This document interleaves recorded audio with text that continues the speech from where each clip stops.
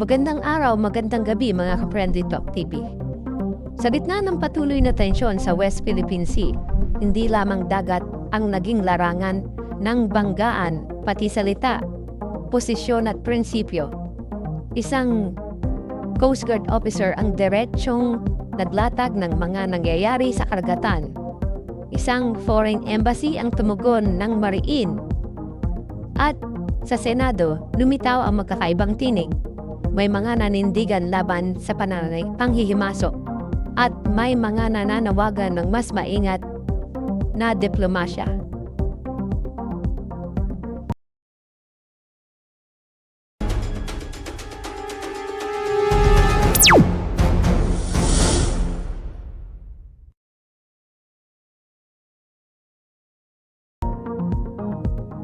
Ngayong araw, ilalatag natin ang ugat ng alitan, ang banggaan ng pahayag at kung bakit ang isyung ito ay lalong nagpainit sa diskurso sa loob ng gobyerno.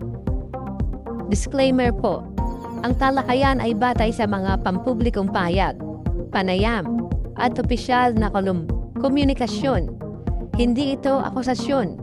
Layunin itong magbigay hayaan ang taong bayan ang umusga. Patuloy ang insidente sa pangahara sa West Philippine Sea. May international arbitral ruling pabor sa Pilipinas.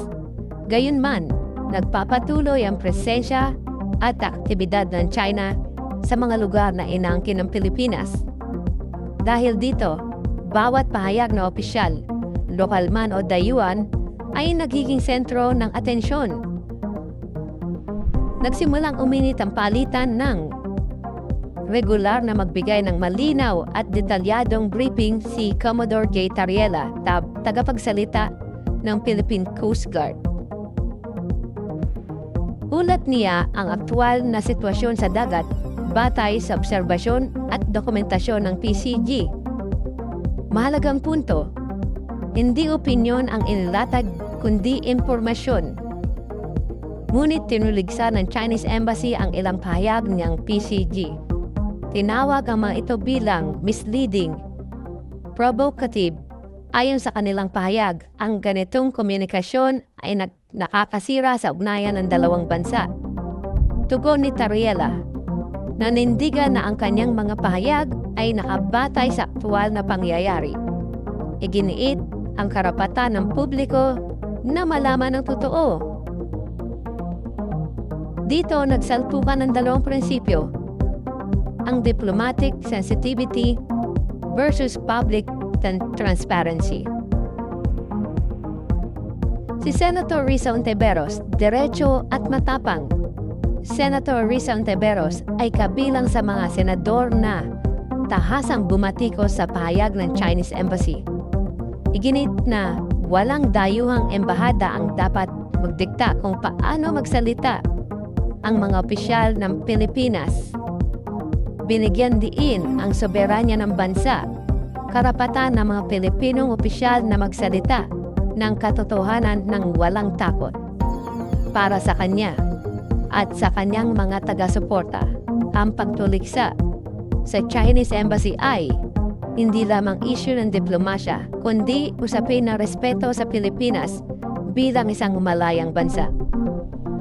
Sa kabilang panig naman, una na dyan ang dating senador na si Francis Tolentino na nawagan ng pag-iwas at pag-init ng tensyon. Mas binibigyan diin ng diplomatikong paraan. Ang reaksyon tuloy ng publiko, kung may malinaw na pangharas, hanggang saan ang pag-iingat. Sumunod, si Senator Robin Padilla, hayagang nagsusulong ng pakikipagkaibigan at kapayapaan sa China. Kubo-kwestiyon sa mas agresibong tindig. Ang tanong ng netizen, kapayapaan ba kung patuloy ang panggigipit at panghaharas sa West Philippine Sea? Sumunod, si Senator Jaime Marcos. Isinusulong niya ang balanced foreign policy. Binibigyan diin ang economic relationship sa China. Ang puna ng ilang sektor, paano magiging balanse kung malinaw na hindi patay ang sitwasyon? At ang panghuli, si Senator Rodante Marcoleta.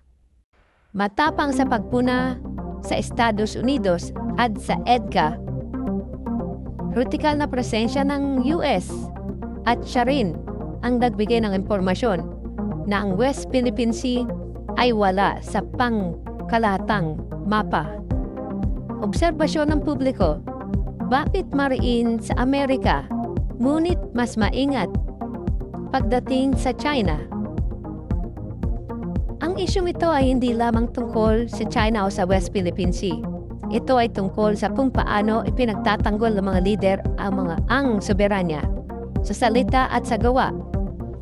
Habang may mga opisyal na naniniwala ang katahimikan ay bahagi ng diplomasya, may iba namang naniniwalang ang katahimikan ay nagiging pahintulot.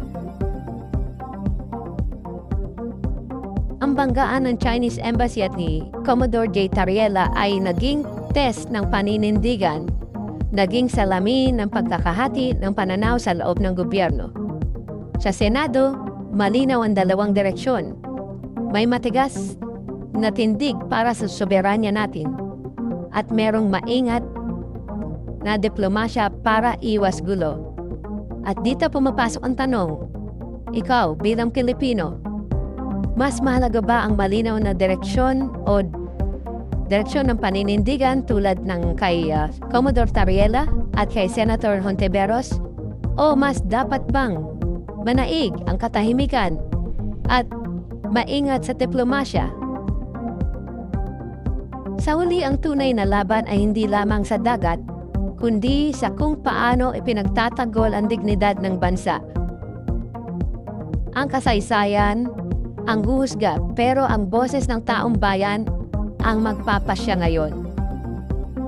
Kung gusto mo ng mga ganitong content, huwag kalimutang mag-subscribe, mag-comment, share, at mag-like sa aking YouTube channel. Hanggang sa muli, maraming salamat po.